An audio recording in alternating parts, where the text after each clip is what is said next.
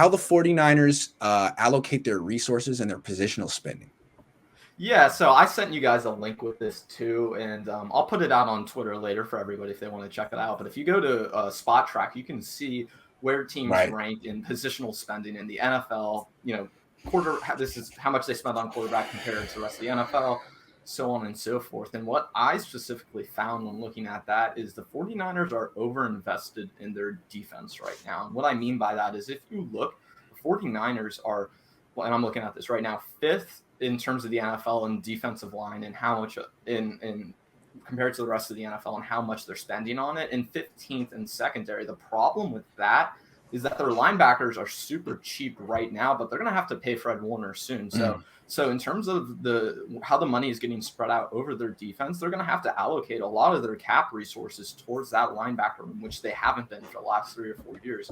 So they're going to have to find some other way to make up that money. Now, a big part of that is going to be getting rid of Jimmy Garoppolo, getting him off the books for the 49ers.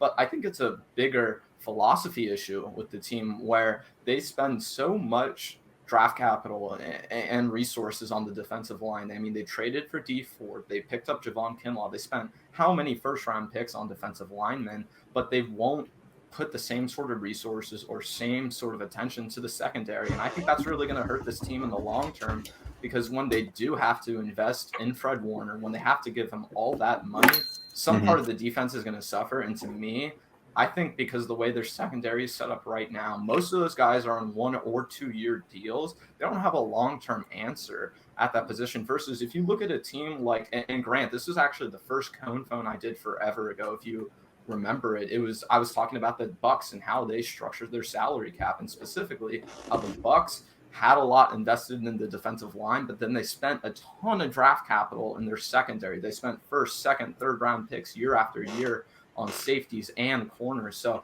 I just don't know if the 49ers can survive the way they're allocating resources right now, where they're overinvesting so much money in the defensive line, and then they're relying on year by year guys in their secondary positions. And I think this is especially going to hurt them when they do pay Fred Warner. So I just worry about the long-term future of this team in terms of how they've built their defense, because it's too overly reliant on that pass rush right now. And if anything were to happen, and if that pass rush were to fall off in any way, you can kiss those Super Bowl chances goodbye. So I just think they need to get smarter about how they allocate resources in the future. And I think a big part of that's going to be Trey Lance. He's going to help them out a lot. Yeah, it's going to help them in terms of that. They can go and overspend on their secondary if they really want to, or grab another offensive lineman, or go get another weapon.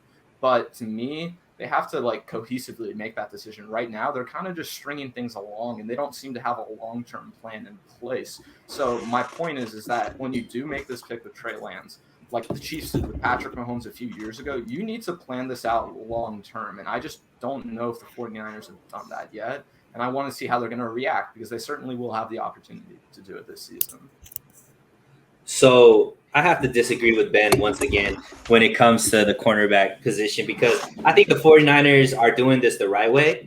Because on the defense, if you think about the star player, if you think about the star players in the NFL and who have actually moved through trade, they're always cornerbacks.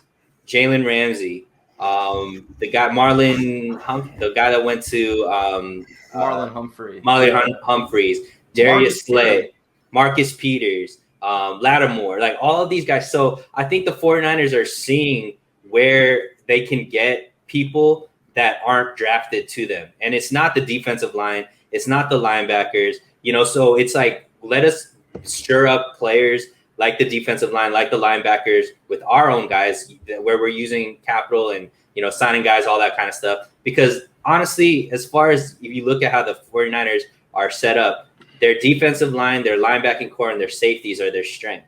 The cornerbacks, there's always going to be a weakness. And that weakness is, they've already decided, is going to be cornerback. We're always going to just patch up at cornerback, because they are going to have that's just on the 4 levels. That's the one. We can't be strong at every single level. There's not one team that you could say has strength at every single level. So it's so I think that when I was looking at the percentages, it made sense, right? It's about 50-50 when you go how much is in the offense, how much is in the defense. And then the quarterback is really high right now because obviously we have Jimmy G's contract, and then the linebackers are really low. I think that's going to flip obviously next season when Warner's contract's on there and Jimmy G's contract's off. But as far as like, I mean, I've been hearing for the last however many years that the 49ers are just going to fall off the map because they don't know how to, they're like resources and all this kind of stuff. And I'm just like, yo, Parag makes it work. It's going to be fine. And you could look at a team like the Rams that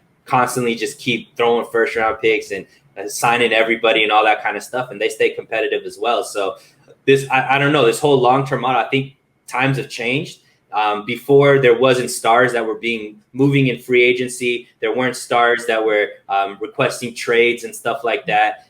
So a lot has changed as far as how teams are built. It's not just through the draft. Obviously, draft is number one.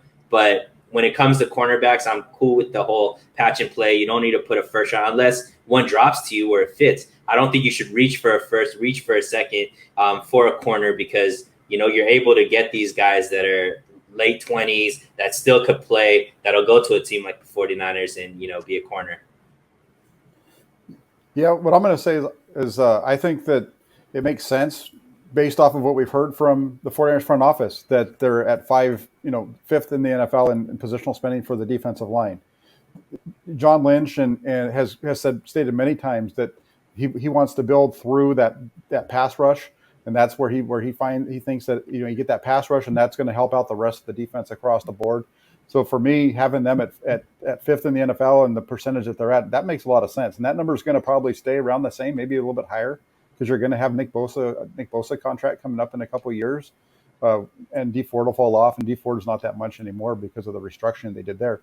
And when you look at their, on top of that, they're still, you know, at the offensive line is their second highest at 18.2%. So it goes along with the philosophy that the front office has stated all along, that you build up front, and if you get the stuff up front, you can build around it.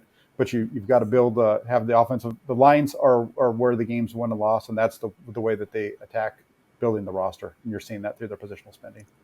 I think they're too invested in the defensive line. If they give Nick Bosa a second contract, they're going to be spending huge money on him and Eric Armstead. Huge. And the reason I think I'm more in favor of spending on corners and wide receivers is they're just cheaper. You can get the best corner in the league for about $15 million. You can get the best wide receiver in the league for about $15-16 million. And I think what's going to happen is I'm not certain the Niners are going to give Nick Bosa a second contract. He's going to have to stay healthy the next 2 years to get that. And if he does, then I guess he'll get it. But I think it's also possible that in the future, if Trey Lance shows that he's a superstar, if Ayuk shows that he's a superstar, if Debo shows that he's a superstar, those could be the three highest paid players on the team in a few years. That they could change. Like all of a sudden, if you have this kind of quarterback, do you want to keep investing in the defensive line, or do you want to give him some wide receivers who he's been working with? I mean, we could see a total shift in roster building philosophy to an offensive. I mean, Bill Belichick did the same thing. He had a defensive team. They started giving Tom Brady a lot of money. They shipped Chandler Jones out of there during his prime, and he's great, but they just couldn't afford to spend on everything. So they started sacrificing from the D-line. I think it's possible the Niners could do that down the line if Trey Lance, Debo, and Ayuk show that they're worth the second contracts. I'm not sure. I mean, Trey Lance gonna have to show a lot. Those second contracts are expensive for quarterbacks, and maybe in 4 years the Niners would prefer to just get another rookie quarterback. I'm not saying they will, but Lance is going to have to prove something. It's one thing to say he's going to be great throwing 19 passes a game on a rookie deal. It's another thing to say he's going to be worth $40 million a year and he can throw 40 times a game if necessary. I'm not saying he can't, but that's growth period.